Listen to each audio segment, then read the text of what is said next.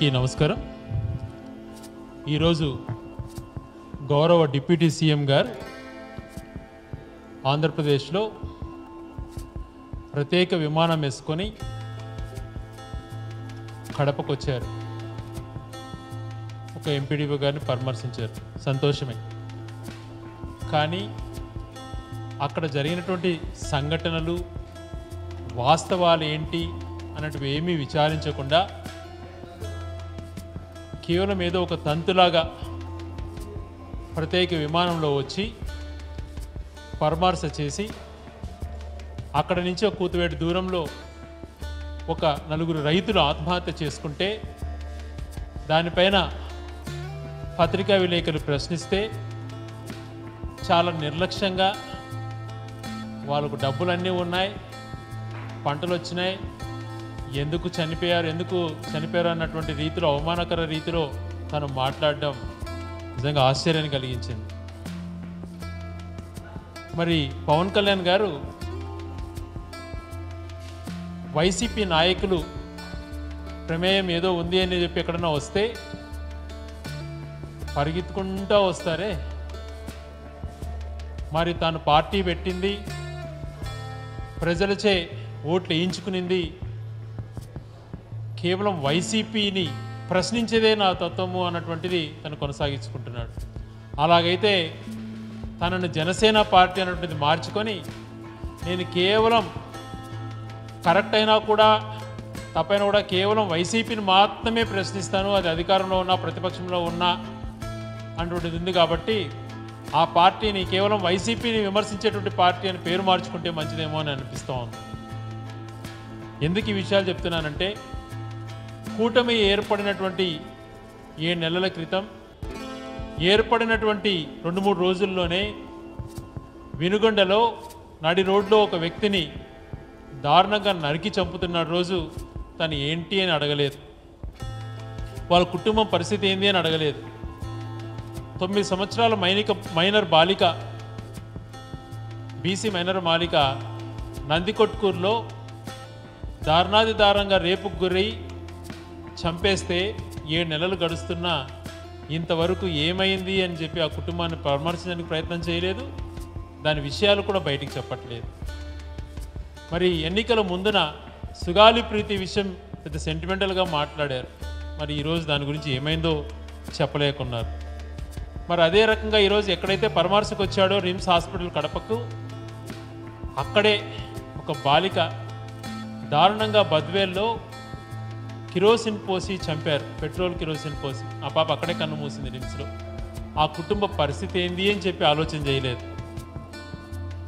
మరి కాకినాడలో స్వయాన నేను ఎప్పుడు పవన్ కళ్యాణ్ గారు ఒక మాట అంటుంటారు, ఈరోజు కూడా పదే పదే మాట్లాడారు, నేను కులాలు చూడను మతాలు చూడను అంటూ మళ్ళీ అక్కడికి సంబంధించినటువంటి ఎండిఓ గారు ఎస్సీ మాలా సామాజిక వర్గము అని చెప్పారు.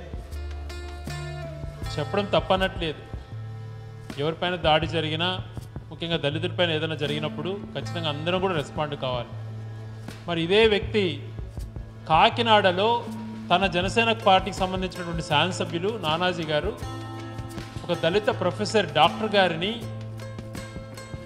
అసభ్యమైనటువంటి పదజాలంతో దూషిస్తూ దాడి చేసినప్పుడు ఎందుకు ఇలా చేసావని చెప్పి ఆ శాసనసభని కనీసం ప్రశ్న అడగకపోతివి, ఆ దళిత ప్రొఫెసర్ గురించి ఎంక్వైరీ చేయకపోతివి. నీ నిజయవర్గం పిఠాపురంలో 16 సంవత్సరాల ఒక బాలికను దారుణంగా రేప్ చేస్తే దాని గురించి మాట్లాడకపోతివి.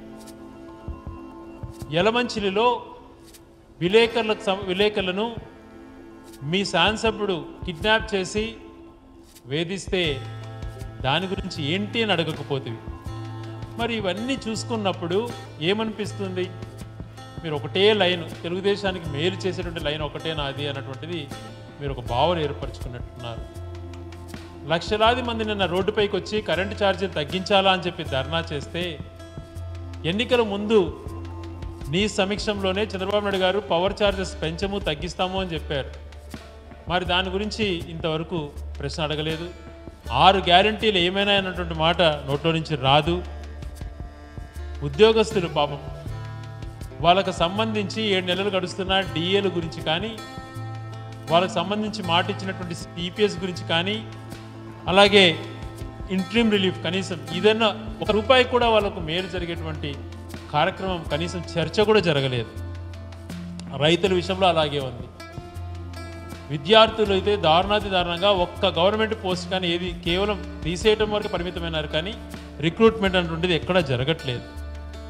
కొద్ది రోజులు తిరుపతి లడ్డు విషయం పట్టుకున్నారు, దాని గురించి అక్కడ తప్పు అని తేలిన తర్వాత దాని గురించి నోరు మెదపట్లేదు. సనాతన ధర్మం గురించి మాట్లాడారు 2 రోజులు, అదేమైందో మరి తెలియదు.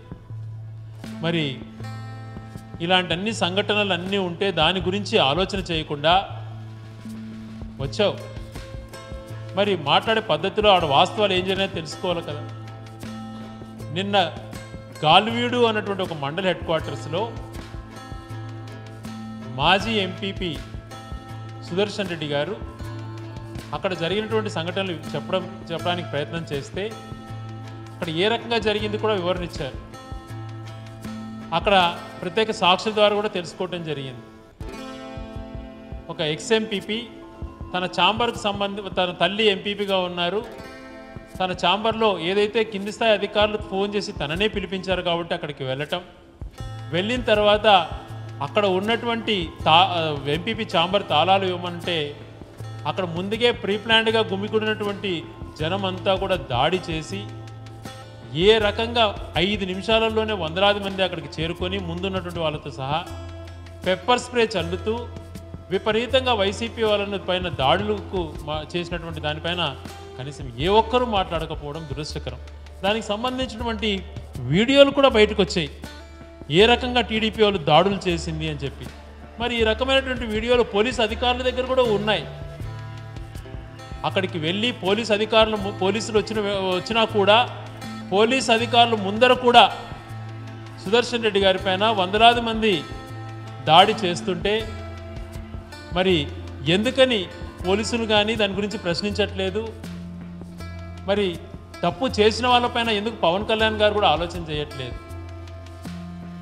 ఈ విషయం ఏ కోణంలో జరిగింది, అక్కడ జరిగినటువంటి నిమిషాల వ్యవధిలో అక్కడ ఎక్కడెక్కడ ఫోన్ కాల్స్ ఏవేవి పోయినాయి అన్నటువంటిది 1 గంట సంబంధించి అరగంట ముందుది అరగంట తర్వాత ఈ ఫోన్ కాల్ డీటెయిల్స్ తెప్పించుకుంటే వాస్తవాలు అన్నీ బయటకు వస్తాయి.